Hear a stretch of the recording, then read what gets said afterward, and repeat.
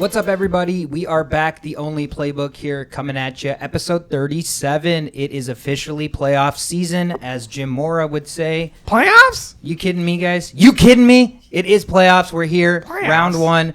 2 games on Saturday, 3 games on Sunday, and the NFL has blessed us with a Monday night playoff game on Wild Card Weekend. So giving us 3 games, 3 straight days of football. We're going to unpack all of that. We appreciate you guys tuning in. Again, I'm Sweetkar Shovit. Welcome to the playoffs. Shovit for your Steelers. For us, welcome to the offseason. The usual. Yeah. Hopefully this isn't a short-lived week. I hope that the Steelers move forward, but we'll talk about what they need to do to. You know what they need to do? Yeah. They need to manifest. Manifest and pray. Yes. Yeah. Envision that trophy. They need to make it rain. Remember that episode of How I Met Your Mother where Ted literally does the rain dance to make it rain? Yeah. Like, they need that kind of shit to happen. I will do that. I will do that with you. Yeah. Okay. Yeah, let's do it. Rain dance tonight, 8 p.m. Bucket. Yeah, so again, a lot to unpack. Thank you guys for tuning in. We're The Only Playbook. If you guys enjoy our content so far this year, we're all everywhere. We're on all social media platforms, Twitter at Only Playbook, TikTok and Instagram at The Only Playbook. Every podcast platform you can think of to listen to podcasts on, Google, Apple, Spotify, Anchor, and we have a YouTube channel at The Only Playbook. So like, subscribe, retweet, comment. Everything you do helps spread the word about this podcast. So we appreciate all the support so far and hope to see that continue into the playoffs. Let's jump right into the playoffs here. Kick it into Saturday with the first game on the board. The Las Vegas Raiders, the surprise team in the AFC, if you will, coming in at the number 5 seed, are traveling to Cincinnati to take on the Bengals, who will host their first playoff game since 2015. Bengals come into this game 5.5 point favorites at home, over under 49. Vegas is expecting a decent amount of points here. That's my first thought with looking at these two matchups is I expect points. The Bengals have had no shortage of putting up points, but their defense has also been vulnerable. And the Raiders recently anyways have found some consistency, winners of 4 in a row to get into the playoffs. What are you guys seeing here? Yeah, I think it's all about the Raiders defense. 2 guys to look at is Max Crosby and Yannick Ngakoue. Yeah, so just some league-leading stats here. So 81 QB pressures by Max Crosby, and then followed by 71 QB pressures by Ngakoue. Ngakoue. There you go. It's like a spelling bee. Yeah, it is. Can I get that in a sentence, please? Ngakoue used to play for the Vikings. There you go. That's why you know that so well. Yeah. Okay, that makes sense. And then I think Crosby's got 8 sacks, and Ngakoue has 10. So guys that can rush and get to Joe Burrow. So that's going to be the key for the Raiders to win. They've got to get to Joe Burrow. We've seen what Joe Burrow can do. I think that they might use the Bengals might use their tight ends to kind of stop these edge rushers. Chip them and shit. Yeah, do what they can. But that's what you need to look out for. And if the Raiders succeed in rushing to get into Joe Burrow, stopping Joe Mixon, then they have a legitimate chance. Yeah, they also have other legitimate chances. Darren Waller practiced with limitations this time. He's on track to play in back-to-back games after missing 5 consecutive games with the knee injury, right? They're also getting some key linebackers back. Nicholas Morrow, he had an ankle injury. He was on the IR for a while. Mm-hmm. Now he's back to play. Jonathan Hankins, he missed some practice time. It's notable because his fellow defensive tackle, Darius Philon, he's out for the rest of the season, so he's going to be playing a lot more. That's on the Raiders side. There are key stats that we need to kind of watch out for. Since week 15, the Raiders offense has executed efficiently in critical situations. They've converted 26 of 56 third down attempts. That's 46%. And all 5 of their 4th down tries. Wow. So they're definitely getting better. On the Cincinnati Bengals side, T. Higgins popped up on the injury report on Wednesday. He's got a foot issue. Typically, new additions to the list in the middle of the week, they raise some concerns. But he did practice with some limitations. The Bengals may lose some bulk on the defensive line. They have a 6'3", 345-pound tackle, Josh Tupou. He's battling a new knee injury too. So in order to put pressure on the Raiders, they're kind of struggling there as far as injuries are considered. And then the Bengals, early in the season, Joe Burrow was struggling with turnovers. We were like, oh, God, can he do it, blah, blah, blah. Well, since week 14, he's tossed 11 touchdowns and no interceptions. Talk about momentum in the playoffs. Yeah. And they're not all dump-offs. Right. They're actually all bombs to Jace and bombs to Higgins and bombs to Boyd. Right. Something that I, as a Steelers fan, don't know much about. Early in your life, you did. Early in your life, you knew a lot about bombs. This is true. Big Ben was all about the bombs. But yeah, you guys are right. I think you guys are hitting the nail on the head.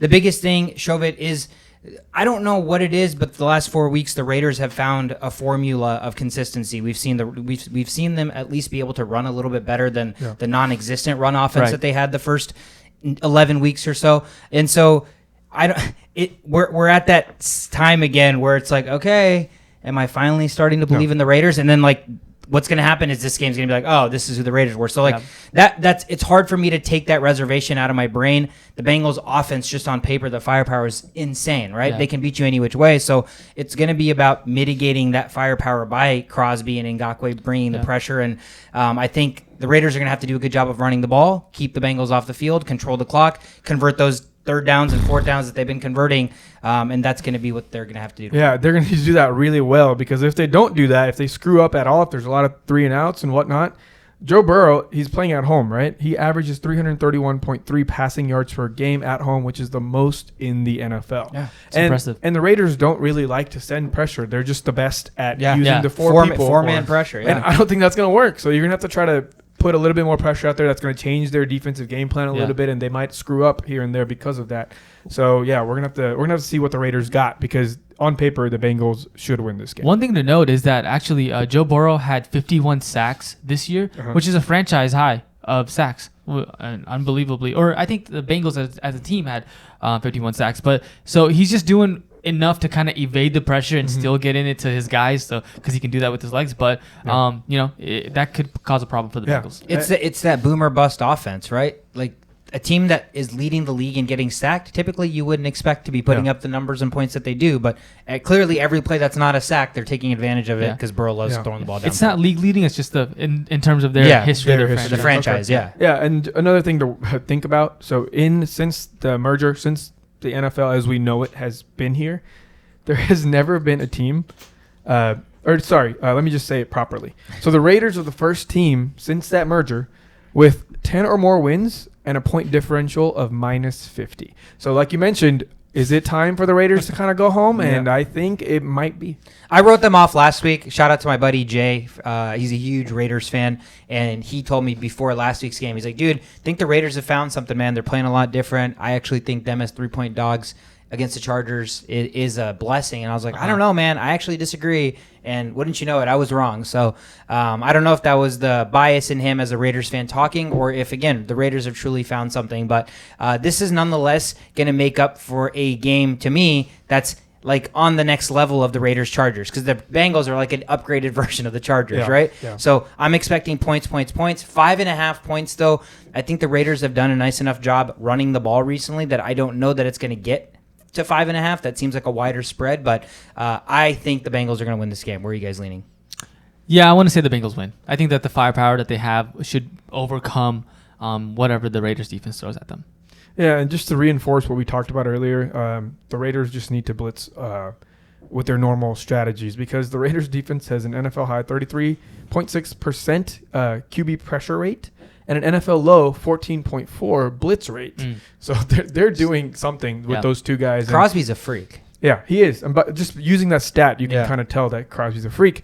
But yeah, I'm leaning Bengals only because it is. I mean, they're both like, they're the Bengals, right? They're still nothing to be like super hyped up about, but they do get to take advantage of that situation by playing against another team like the Raiders, who are kind of worse than them in this viewpoint that we have towards these kind of like shittier teams.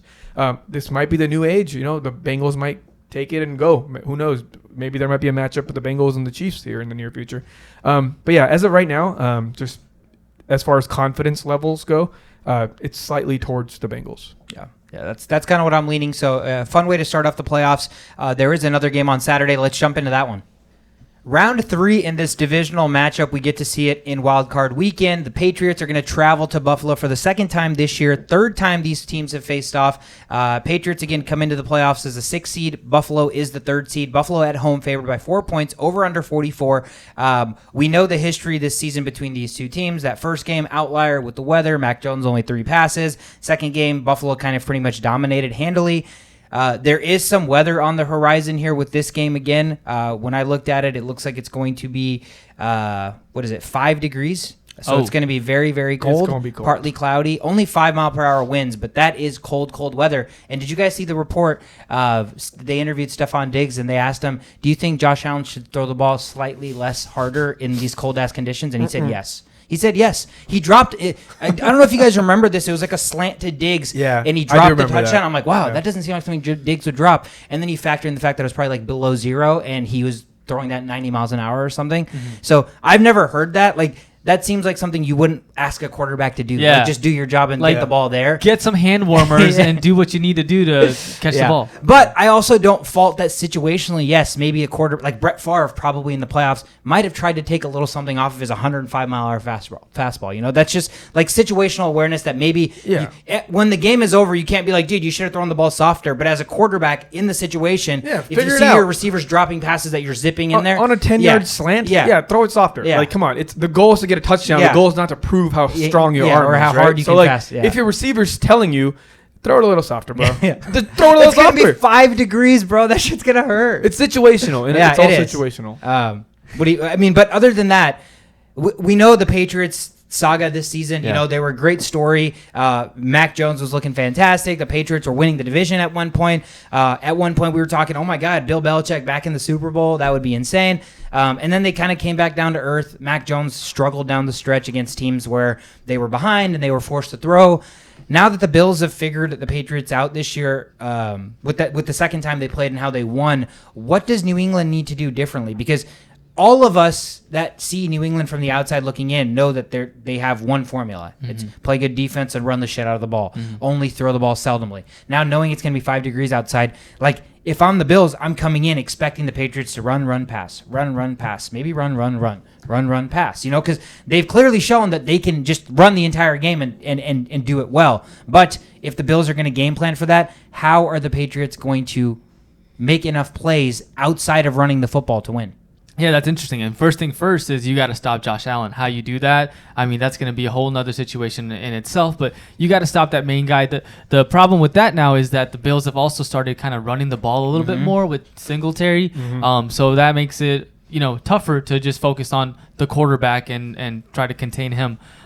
Going back to the Mac Jones situation, you know how you said that Mac Jones was something to kind of look at and saying he was doing well. Well, now he isn't doing well. You know, I think the teams have figured him out in the 3 of the last 4 games. He's been kind of, you know, not having a great performance. And since the Patriots came off their bye week, they're the most blitz team in the NFL. So trying to get to Mac Jones, messing up his rhythm is really getting to him. So I wonder if they just tried, like you said, you know, run the ball more and get the balls out of Mac Jones' hands to keep the game going. Yeah, you hit it right on the spot because rookie quarterbacks are 2-8 as starters in the postseason since 2010, right?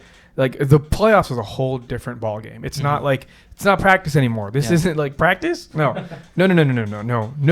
Both rookie wins out of the 2-8 were against other rookie quarterbacks. So it's like rookies don't win in the playoffs. I don't care how good your rookie is. The level of growth is just not there to figure out situational football. Like, rookies they did great in college. They excelled. They were top of their class or whatever. And then they come into the NFL and they're learning.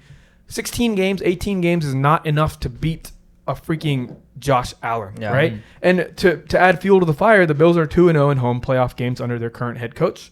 And Bill Belichick is 3-7 as head coach in the postseason versus teams that beat him at least once in the regular season. That's interesting. I was going to say there's this Bill Belichick factor that you never know. No. The stats show that historically we're like big Bill Belichick factor guys, right? Yeah. But I sense this turn this year with this rookie quarterback. It's not the same. It's not the same as the Tom Brady stuff. Yeah. And there are some things that might also play a role. Like, you know about Jamie Collins. Jamie Collins is one of the best linebackers the Patriots have ever had. They like him so much that he left and they brought him back. So keep an eye on Jamie Collins because and the offensive tackle Isaiah Wynn because Jamie Collins appeared on the injury report Wednesday and didn't practice because of an ankle issue. And then the offensive tackle Isaiah Wynn, he's dealing with a hip and ankle injuries, which sidelined him on Wednesday, so he may not play. These are huge losses for this team playing against a great team like such. And then some things to kind of talk about the Patriots. Since Week 16, they've averaged the Patriots have averaged 154 rushing yards per game, and they've scored the second most rushing touchdowns, 24 overall. in a low-scoring battle, the Patriots could literally just keep pounding the Bills' run defense on their way to victory, right? So like we mentioned, that is what they need to do. They need to take the ball away from the quarterback's hands and run the ball, because if you put the ball in Mac Jones' hands, I just gave you like 3 stats on why that's a terrible idea. So on the Bills' end, as far as injuries to watch, the Bills actually allowed Cole Beasley to rest on Wednesday. And then fellow wideout Emmanuel Sanders, he logged in a full practice. So they actually have some receivers that are getting healthier. And don't forget about Gabriel Davis. Right. He's also very much there. So, and Sanders missed the last 2 games. That's also why we saw a lot of Gabriel Davis resurgence. But yeah, he's back. So that's something to watch out for injuries. And then for some key stats for the Bills. While the Patriots get all this positivity for their praise for their defense, the Bills have, allowed the fewest yards per play this season. They've also allowed the fewest first downs. They allowed the fewest points per game. It's just, we got to forget the name Patriots, and we got to start giving some love to the Bills. Yeah, to me, 4 points. I feel like if I hadn't seen the second matchup between these 2 teams, maybe I'd be like, oh, the Patriots have a chance. But again, they're so one-dimensional. We just know with all these stats and everything that we've witnessed over the last, decade with rookie quarterbacks in the playoffs, it's just going to be tough. And the environment's not going to help. It's not going to be pretty. It's not a dome. It's not going to be 70 degrees outside, right? So you're dealing with the cold. You're playing against a dynamic offense in which the Patriots, unless their script and structure is like executed to the T, they're going to be out of their comfort zone. Mac Jones is going to have to throw in situations this game where maybe traditionally he's not accustomed to throwing, and it's just going to be, can a rookie quarterback prevail? And the statistics and the numbers tell us no. So it should be a good matchup nonetheless. Let's jump into Sunday. First game on the board. Tom Brady and the Buccaneers are the first game on Sunday. They are hosting the 7th seed, the Philadelphia Eagles, who come into town.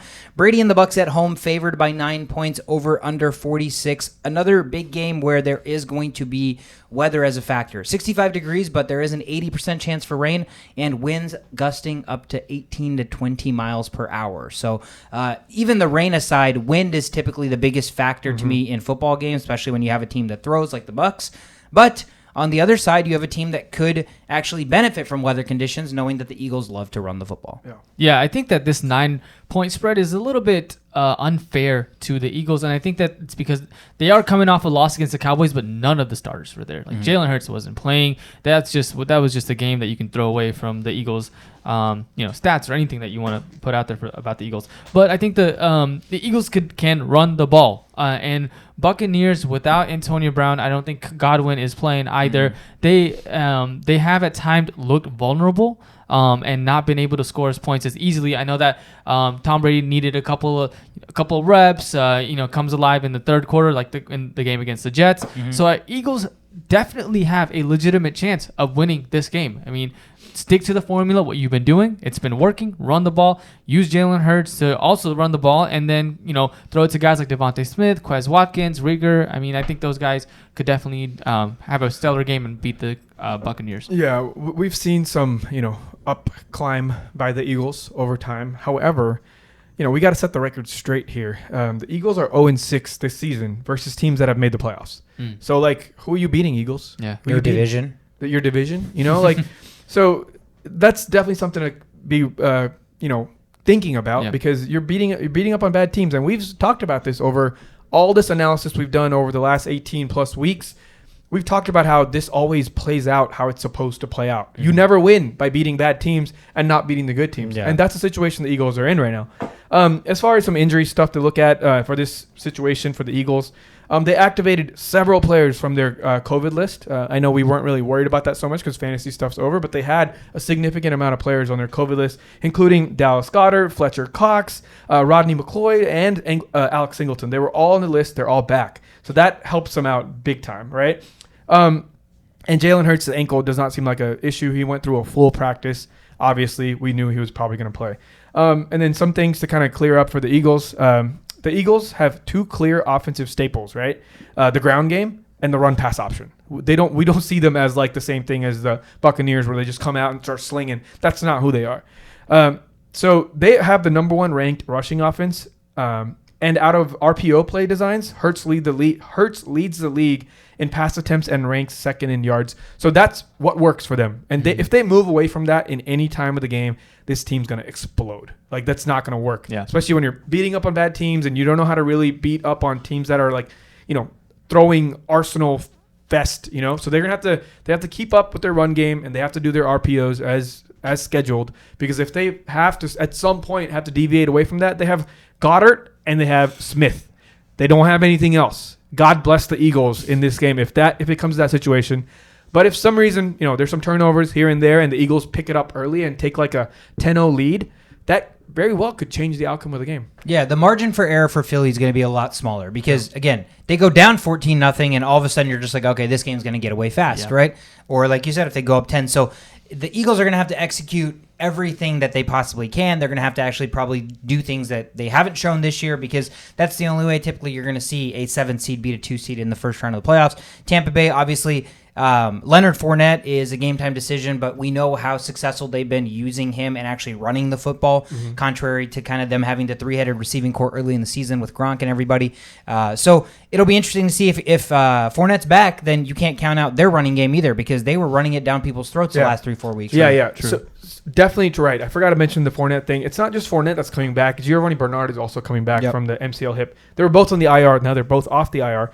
And let's not forget how good the Buccaneers' run defense is, right? Yeah. We talk about Eagles running everywhere, RPO and everything, but hello. Vita Vea. Vita Vea is still there. He's just got a contract because they love him so much as very, very unrecognized player. He goes under the radar quite often when we talk about all these solid defensive tackles, but guess what? He's right next to another elite defensive tackle. That middle is nothing to be messed with, right? So they have the third-ranked defense, so they can easily neutralize the Eagles' strength, which is the run game. So the defensive coordinator, Todd Bowles, is likely going to load the box and just dare Hurts to beat his unit over the top. And that's exactly what Hurts is not very good at. At least he hasn't had to do that. And not to mention, he doesn't have reliably consistent weapons to be to trust and do that. That's the major thing. I would say Goddard is probably his most reliable target right now. Smith obviously is their number one receiver, but even the consistency hasn't been there. And so at that point, you're down. You're going to be force feeding your tight end and nobody else. So and here's some more bad news for the Eagles.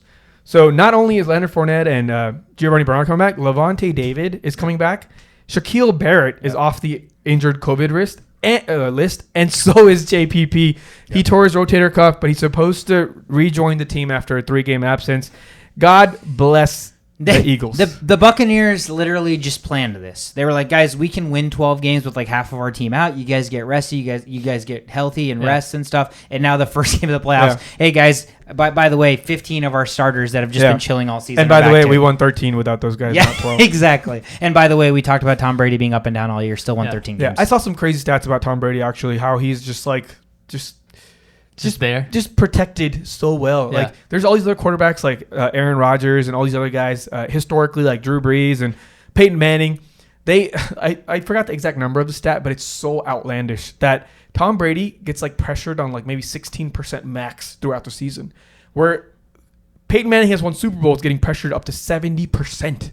So you're like, dude, you're just fucking lucky, bro. Like everybody just loves you to the point where they're willing to do whatever it takes to give you that time. Yeah. He also went to the Buccaneers because he knew that the offensive line was going to be really good. These are moves. And in his defense, I did actually see that. It was like a list. I don't know the exact numbers either, but his was outlandishly less. But in his defense also, Tom Brady consistently takes pay cuts to make sure that the rest of the team gets paid. Right. So like he has a brain. Right. So he's like, I can't win without a line. It's obvious. That's my strength, is literally standing there and throwing the football. Yeah. So I'm going to make sure that the teams I go to. Checkers. Yeah. I'm going to make sure. What is he going to do? He's going to make sure, because he's the fucking quarterback, because he knows he's all the money. So he's like, no matter where I go, guys, in order for me to stay upright, this has got to be the big and most important thing. Yeah. So one of my favorite Tom Brady highlights to watch is not his throws, but his runs. When he like evades the pocket and gets like first downs, running the ball, you see him like trying to run so fast, but you're like, of course there's like you a love limit. those stats. I do love those stats. They're just so fun to watch Tom Brady just going out there and getting the first down running the ball. I mean, again, it's going to take a lot for Philly to pull off an upset here, but the good thing is they have the formula to neutralize an offense by keeping that offense off the field, by running the ball, controlling the clock. And again, weather should be in their favor in terms of forcing these teams to run a little bit more. So it'll make for a good game. Let's jump into the middle game on Sunday. This might be my favorite game on the board, guys. The 49ers, the number 6 seed in the NFC, are going to travel here, our hometown, right now, Dallas, Jerry Jones, Jerry's World against the Dallas Cowboys, the number 3 seed. Cowboys at home, only favored by 3 points, so they're just getting home field advantage here. Over under 51. First game on the board to me that has, upset vibes. And I think everybody also probably is thinking along the same lines just because they're the Dallas Cowboys. And we know that traditionally over the course of the last 2+ decades, every season that the Cowboys have been good, bad, or whatever, when they make the playoffs, they typically cannot win. Right. Why is this season different? It's not. Damn. It's not any different because we haven't seen anything from the Cowboys that tells us that this offense has been back to what we saw in the first 6 weeks of the NFL. Yeah, last week doesn't count. Last week doesn't count. No, it doesn't count at all. You're playing the Eagles and their backups, like I mentioned earlier, and the Cowboys are going to have a tough matchup on offense. They're going to have tough on defense. I mean, you're going to have to stop Deebo Samuel and probably the best running team in the NFL. Yeah. And I mentioned this to you off the podcast, they had a really tough time against the Broncos trying to stop the run. Mm-hmm. And with Deebo Samuel, Elijah Mitchell, guys that 49ers have that can run the ball, it's going to be very tough for the Cowboys to win. And I'm with you. I can see an upset happening here and 49ers taking this game.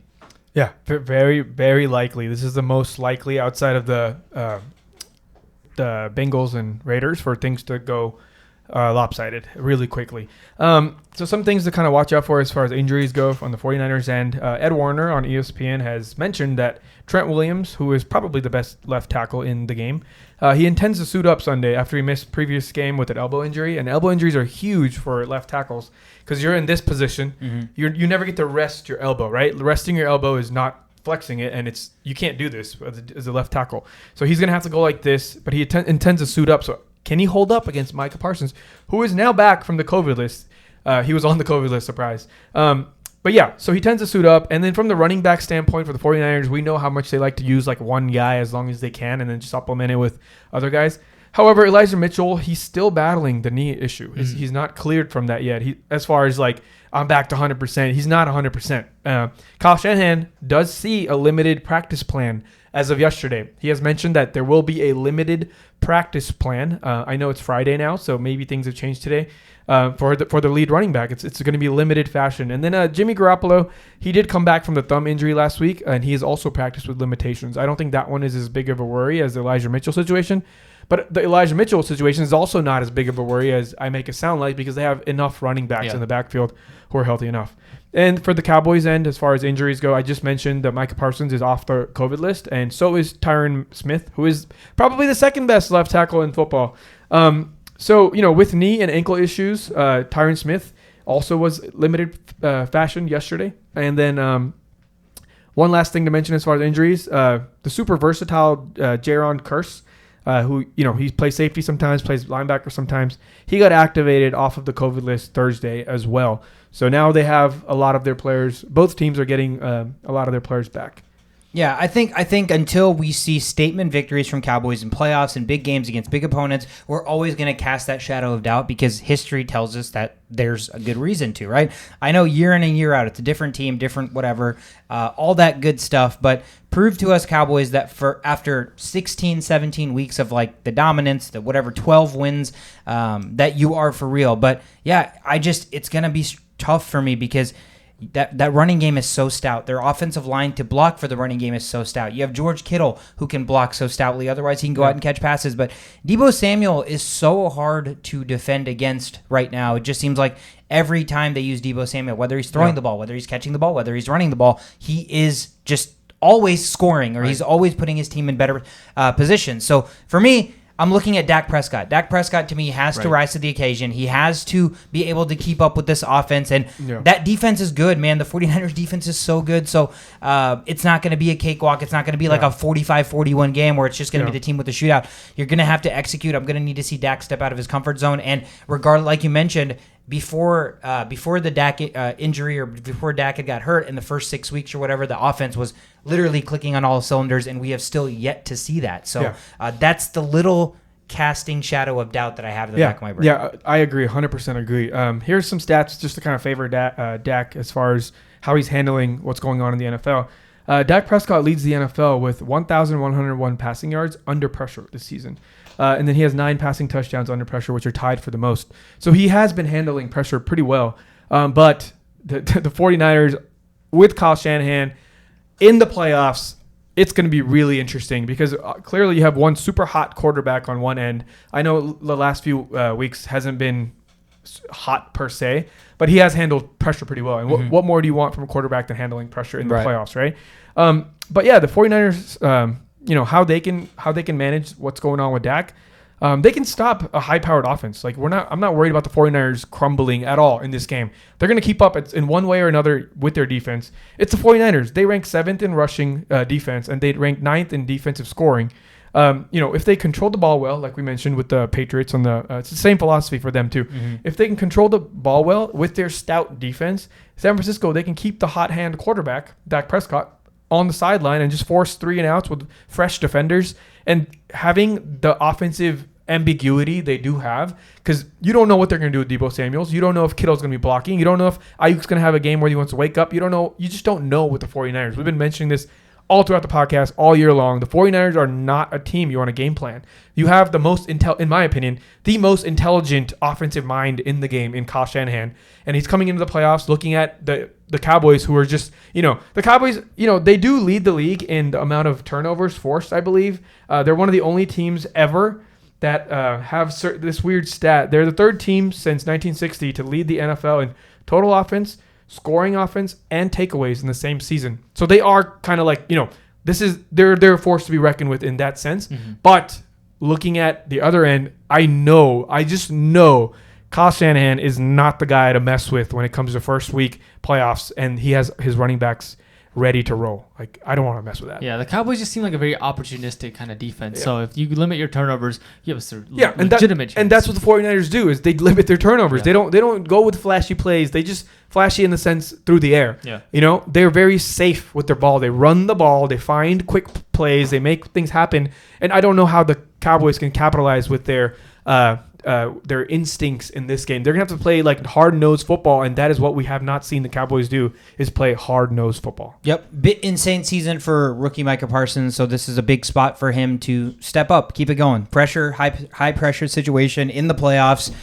This is where you really make your bread. So, for as great of a regular season as you had, Micah Parsons, as Randy Gregory flashed, or Marcus Lawrence is back, that defensive line is going to need to be on Jimmy Garoppolo's ass, and they're going to need to be putting the 49ers in like 2nd and 8, and 2nd and 7, and 2nd and 9, not 2nd and 6, not 2nd and 5, because at that point you're just playing right into their hands. So, for the sake of the city of Dallas, I hope the Dallas Cowboys don't don't blow it, or do the casual not showing up in the playoffs, because that would be extremely disappointing for how well they've played all year. But I wouldn't put it past them.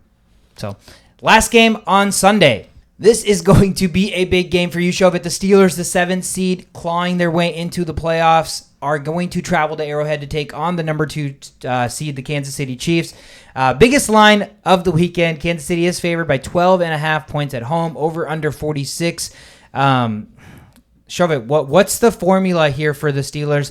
I've thought about this game long and hard, and I just, unfortunately, unless like pigs are flying, it's just really hard for me to see a world where the Steelers come out victorious. Yeah, I think a lot of people have that notion, and also Ben Roethlisberger kind of probably feels that way as well. He came out in press conference and said, these guys are a total point, we're the total point underdogs, and they're the better team. Every other team is probably better than us, so we just got to go out there and have some fun. He just wants to go out there. It's maybe his last game, and listening to Mike Tomlin, and he appreciates what the Kansas City offense obviously is. We know about their offense, but their defense with Tyrann Mathieu, they've got Melvin Gordon, who is Melvin Ingram, who's a former Steeler, and he had a very good game against the Steelers last week. So I think that, as far as winning the game, TJ Watt obviously needs to make some key stops and try to stop Patrick Mahomes. I wonder if we use Freiermuth a little bit more, because they have smaller linebackers, so maybe that Freiermuth and Ben Roethlisberger connection comes alive this game to score some points. But that's what you got to do. Yeah. You got to score some points. Yeah, I don't think it's an if Freiermuth. I think it's a win Freiermuth because he has to be used. They're going to score points. The last time you guys played them, I think earlier this year at some point, it was like a 36-10 game. Yeah, it was bad. You got to learn something from that, right? You can't beat the Chiefs scoring 10 points. I did mention last week that the Steelers have a crazy, weird little stat there where if you allow 24 points or less, they're like undefeated in a certain span. But however, you are playing the best quarterback of the last, since this man stepped foot on the NFL football field, he has been unanimously the best NFL quarterback. He's 6-0 in the postseason versus quarterbacks not named Tom Brady. 0-2 versus Tom Brady, so we'll see how that plays out. But yeah, the Chiefs in the playoffs are a different animal. They've been on this up and down roller coaster as we've seen throughout the season. But when you look at the end game here, it's mainly up. It's easy to notice the downs on the roller coaster when you have high expectations, but the expectations are always going to be high for a team that has a quarterback that's signed for 10 years, right?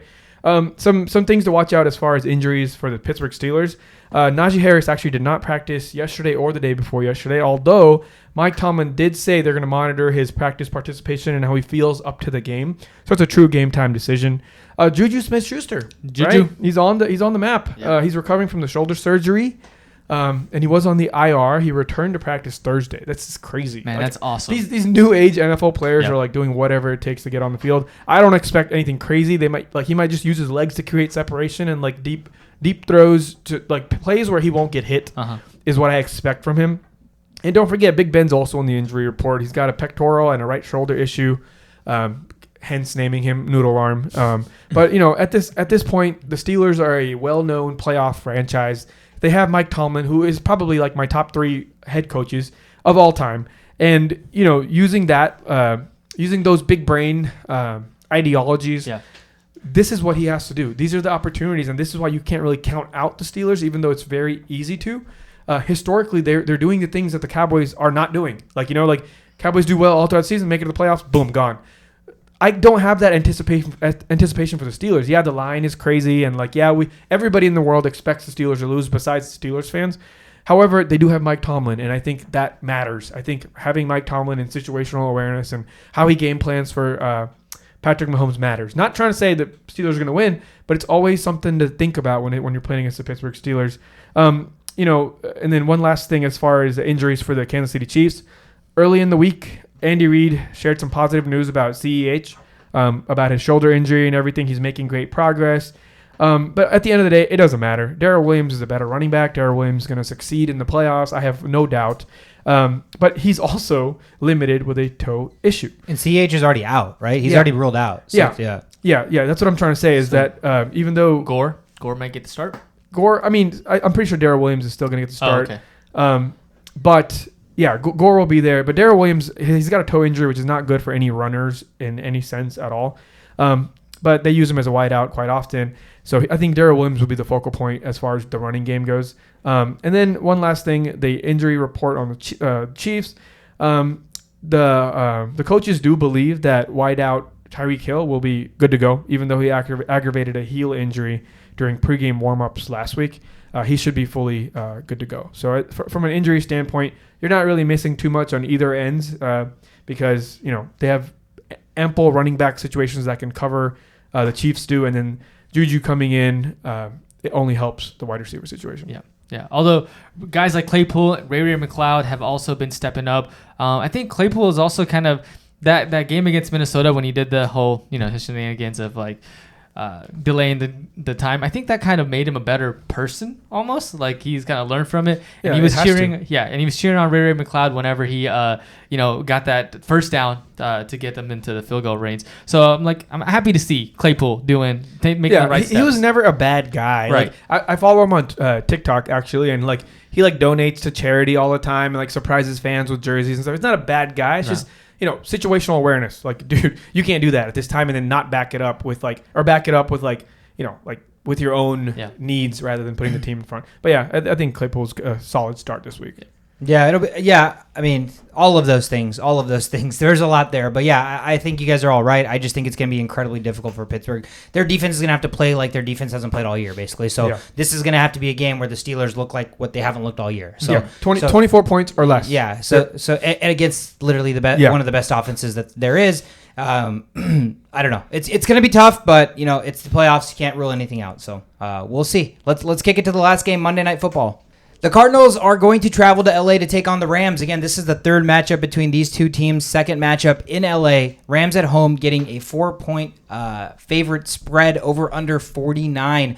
Cardinals come into this game as dogs. Obviously, they are the wild card team, but it's interesting. I think I was talking to you about this. Like, rewind this 4 or 5 weeks ago. If this exact matchup was put on paper, the line probably would have been almost identically different. It probably would have been Arizona -4 because the Rams were struggling. They hadn't beat a playoff team or a good team, and the Cardinals actually were playing well, even though Kyler had gotten hurt, etc. But I think personally, there's not enough value being put on the Arizona Cardinals still. I think people are writing them off now just because they've struggled down the stretch. Mm-hmm. But we know the LA Rams. We know that they still have Matthew Stafford, and we know that Matthew Stafford can have a tendency to be erratic and give the other team a chance to win. So to me, the Rams getting 4 points at home, I really, really think this is another upset opportunity. Divisional game. They've seen each other twice already. I think that line for the Rams, who obviously have a great offense, but it's going to depend on Stafford, and their defense has been vulnerable, right? Their defense, outside of a couple of big names, they can be scored on. They can be moved the ball on. And so,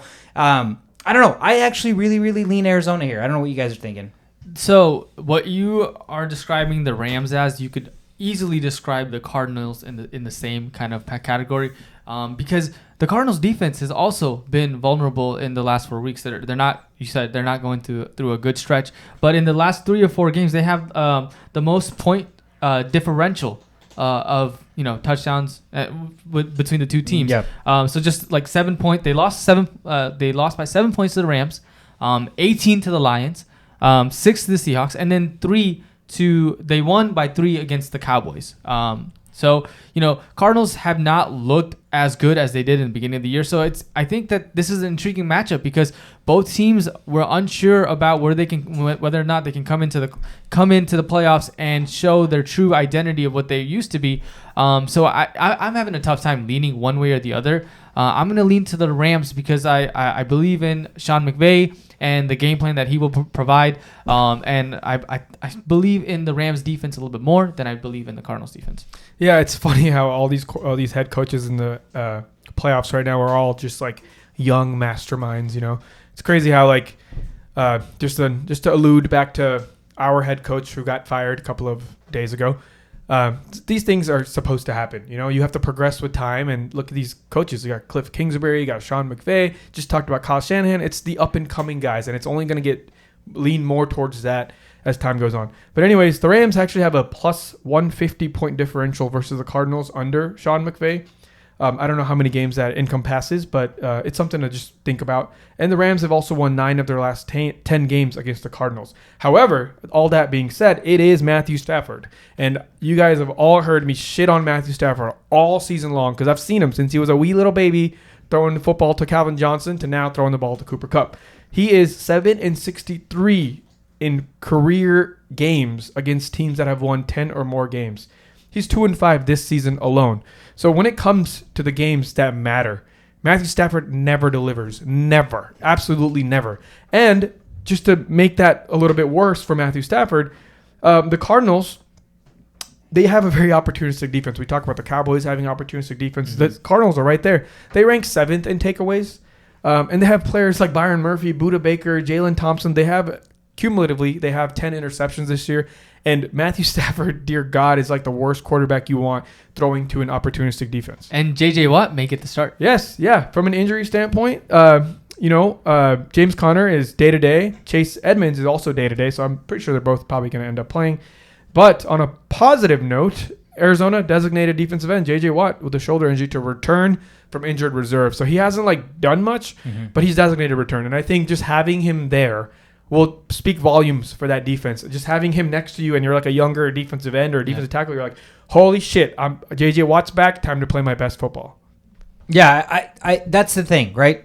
Because the Rams and the Cardinals are in similar situations, I know, just like 4 weeks ago, how much more stock was being put on Arizona and how much less was being put on the Rams. So I just think it's not like the Rams have been phenomenal since then, and the Rams are on an upward trajectory and the Cardinals aren't. They're both reeling, and when push comes to shove in reeling situations, give me Kyler Murray over Matthew Stafford. I think Sean McVay's phenomenal. I think Sean McVay's a better coach than Cliff Kingsbury, but Sean McVay can only do so much against when Matthew Stafford's the one on the field that's actually throwing the football. And, Yeah, that's fair.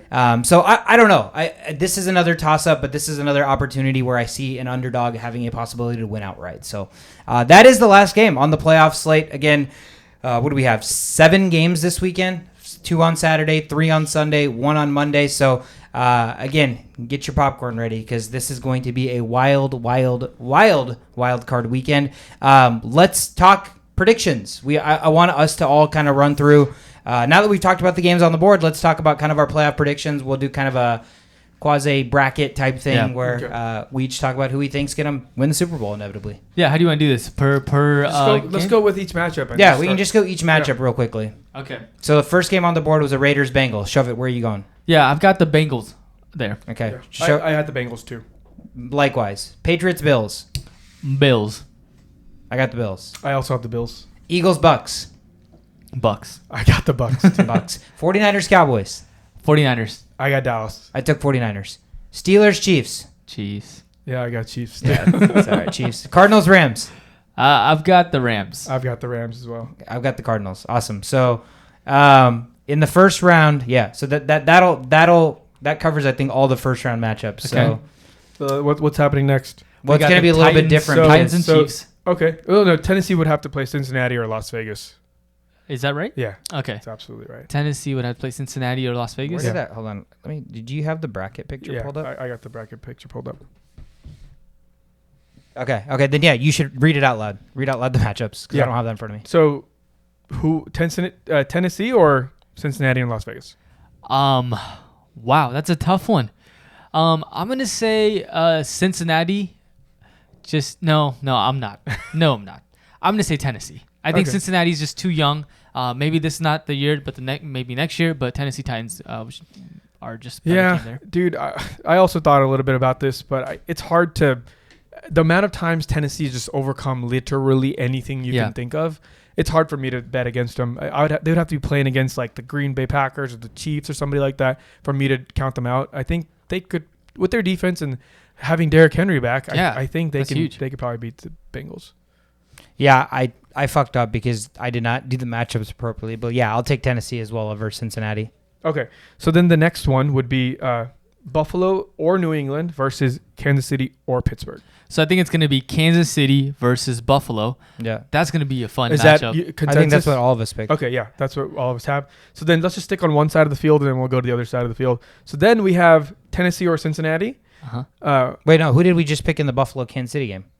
Okay, I was just going to go in order because we can go. Yeah, it's fine. I was going to do that next after this. But Buffalo or Kansas City? Kansas City. Yeah, Kansas City. Okay, I have Kansas City too. So then now we have to decide Tennessee or Cincinnati. Wait, did we just talk about that one? Tennessee. Okay, so we have Tennessee or Kansas City to go to the Super Bowl. Yeah, I got Kansas City in the Super Bowl. I have Kansas City in the Super Bowl too. So we have. Who do you have? Kansas City. So we have the same bracket on the left side. So we got Cincinnati, Buffalo, Kansas City, and then we got Tennessee versus Cincinnati. And then so yeah, we got it. So that's the AFC we just covered. Right. Mm-hmm. NFC, Rams or Cardinals. They would have to play Green Bay. Who wins that game? Green Bay. Hold on. So it's Rams or Cardinals, which means if either way they have to play Green Bay? According to this bracket I have in front of me. So if I had San Francisco and then Arizona, for me, San Francisco would play Green Bay, because they're right? sixth going up against one. Yep. So So I'm gonna have San Francisco against Green Bay, and I'm taking Green Bay. Okay. So we have Green Bay going to the next round. Yep. We all do. So then, would it be San Francisco or Tampa Bay for you? For me, it's gonna be Tampa Bay. Or no. So I'm so confused. Yeah. Okay. Yeah. Because like the way this works is like the worser team, lower ranked team has to play the best team, right? Right. So then it changes per person. So we all have different brackets per se. Okay. So it's a little bit difficult. So I have Green Bay beating San Francisco, which means my other matchup would be Tampa Bay and Arizona. Right? Okay. And in that situation, dude, damn it. Okay. Then I have Tampa Bay in that situation. Okay. So then Tampa Bay or Green Bay? Did you already say yours? No, you haven't. It was. So you took the Rams. I took the Rams. And you took the 49ers, which Yeah. means your Rams would take, which means the 49ers take on Green Bay for you. Right. Which, who do you have there? Green Bay. And then you'd have the Rams against Tampa Bay. I'm going to take Tampa Bay. Okay. And that means Tampa Bay against Green Bay for all of us in the semis? Yes. That's going to be a fun one. I have Green Bay. I've got Green Bay. I got Kansas City and Green Bay in the Super Bowl. Yeah, Yep. same. So this is where things change, I assume. Who wants to go first? Yeah, I got Green Bay. Yeah, I've got Green Bay. I got Green Bay too. What? Wow. This is the year for A-Rod. Yeah. Everybody is expecting consensus Green Bay pack. So Yeah. where is the difference? The so the only difference I is the circled first the round? differences. You chose Rams. Us two chose the. Me and Shovit chose the Rams. You chose the Cardinals. Yep. And then I chose Dallas, and I think you guys chose San Francisco. All right. I got 2 upsets this week. Let's go. Come on. Let's get some upsets on the board. So nonetheless, all of us have Kansas City, Green Bay, with Green Bay winning. Yeah. Okay. So it's going to be a number 1 seed against a number 2 seed, with the number 1 seed possibly winning the Super Bowl. I mean, again, who knows how it's going to shake out? There's so many other teams that are obviously inevitably still Tampa Bay alive. is still very much present. Yeah, Tampa Bay is still there. Obviously, we don't know what Buffalo is going to look like in the playoffs. Cincinnati could surprise us. I'm still intrigued about that Rams-Arizona matchup. I think one team can win that and then maybe take off and get some momentum. So it'll be interesting to see, but that's going to be predictions. I do have one bet this week that I had found as kind of the best bet for this weekend. I don't know if you guys have looked at any of the lines or even thought about any bets, but one bet I saw on DraftKings this week was my best bet for this weekend is I have on DraftKings right now, Deebo Samuel's rushing total is over under 28.5 yards. I absolutely love that over. Over the course of the last 8 games, he's topped it 7 of the 8 times. The only game he didn't get it was he had 19 yards against the Texans, which it was the Texans. He didn't have to be Didn't used. even really need to be used that much, right? So it's clear that midway through the season, they have found something with Deebo Samuel in the backfield, and it's the playoffs. It's called seeing Cordero Patterson. Yeah, exactly. And now it's the playoffs. I can only imagine that they're going to want to deploy their Swiss Army knife, their X-Factor weapon a little bit more. So 20.5 yards against the Cowboys, who are 16th against rushing teams or yards per game. So give me Deebo Samuel over 28.5. I'm taking that all day. Yeah. Every fucking day I'm taking Yeah. that. I mean, you have a team that runs the ball. That's their whole philosophy. Yeah. With Deebo Samuel, who they love giving it to. So, yeah. Yeah, I Deebo like Samuel, 24 yards. I know you and I talked. We're probably going to have maybe some teasers or 2-team teaser or something like that. If I see or if any of us see any other bets, we will tweet it out at Only Playbook. That's the episode, guys. That's going to kind of wrap up the playoff round 1. Any final words? Anything else that we missed or anything else you guys want to bring up? There's a little part of me that wants to see Joe Burrow win the Super Bowl. That's it. That'd be insane. That's all I got to say. I wouldn't put it past him. He's clearly a winner. And there's another part of me that wants to see Tampa Bay play against the New England Patriots in the Super Bowl. Yeah, that would be insane. Just absolutely insane. Yeah, I mean, if the NFL is rigged, that would be the best way to rig it. That's the first step towards my belief that NFL's rigged. Yeah, if it's Patriots Buccaneers, that would be major riggage. But we're super excited to watch all this football. Obviously, we will still be updating Twitter, everything else. Not really fantasy information unless you are playing playoff fantasy, 1 week fantasy, DFS, whatever the case is. Good luck to you guys. But again, excited to watch all these games this week, and we'll be back with you guys, Monday to recap everything? Yep. Maybe Tuesday if the game is Monday night. We'll see. We'll figure it out. So Monday or Tuesday. Again, thank you guys so much. We're the Only Playbook. Enjoy all of the playoff football this week. We'll see you on Monday.